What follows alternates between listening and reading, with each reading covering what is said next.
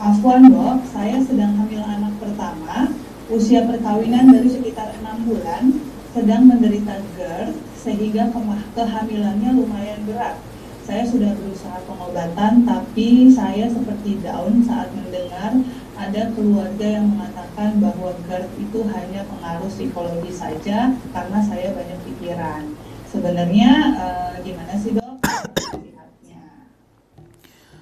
Ya, tadi sebenarnya sudah dijelaskan kan sebenarnya ya penyakit itu sejatinya organ tubuh kita itu kan adalah efek dari emosi atau perasaan yang kita rasakan. Jadi kalau kita bicara pada orang yang tadi GERD ya, atau mungkin orang sakit MAH, mungkin bahasa kita yang paling gampang itu ya tidak lepas dari, mungkin kalau orang bilang nih stres segala macam. Pertanyaan stres itu karena apa? Itu yang Anda telusurin ya. Stres itunya atau apa yang dipikirin gitu loh.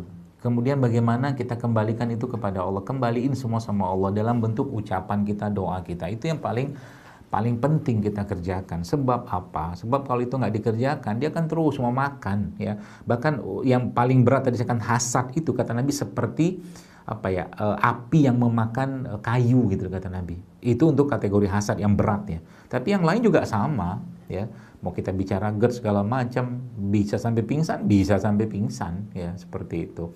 Jadi Anda harus cari tahu dulu, nih cemasnya, was-wasnya, anxiety-nya karena apa ya. Kalau mungkin urusan misalkan sama anak, takut sama anak dalam kandungan nanti begini segala macam, itu kan was-wasnya setan.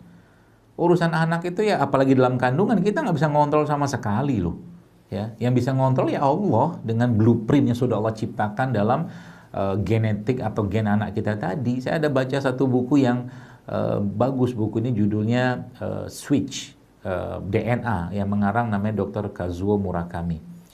Dia mengatakan dalam buku itu bahwa ketika bicara gen, pada akhirnya dia katakan ini bukan kerjaannya manusia banget. Dia bilang ada kekuatan agung yang mengatur ini semua, kata Dr. Kazuo Murakami dalam buku tersebut gitu kan. Nah, jadi kalau seandainya ini dibiarkan terus-menerus, maka anak itu akan merasakan vibrasi, getaran, emosi, perasaan yang ibu rasakan. Nah, itu nanti juga mungkin, besar kemungkinannya juga akan punya GERD seperti ibu. Kan nggak mau, ngapain kayak begitu?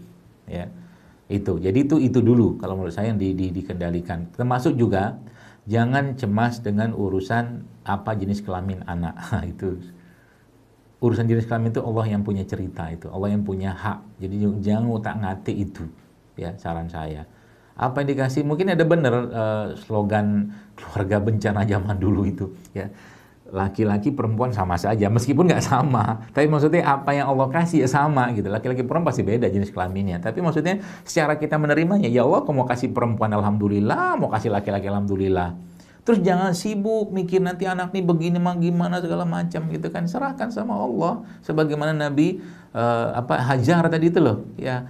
Kalau engkau meninggalkan kami di sini karena Allah, maka Allah tidak akan menyia-nyiakan kami, kata Hajar. Kan Masya Allah kan, ucapan yang sangat menenangkan gitu. Nah, ucapan-ucapan ini harus kita harus kita ucapkan, harus kita sering-sering sampaikan kepada diri kita dalam bentuk doa ya, dalam bentuk bahkan kita berdialog ya dengan bayi. Misalkan bayi itu dalam kandungan apa-apa diajak ngomong aja tuh bayi, dia nggak dengar tapi bahasa batin kan terasa tuh. Semoga Allah menjagamu ya nak, semoga engkau menjadi, doain terus dielus-elus begitu tuh. Itu tuh salah satu cara yang paling baik dalam membangun komunikasi batin dengan anak yang ada pada kandungan ya, seperti itu.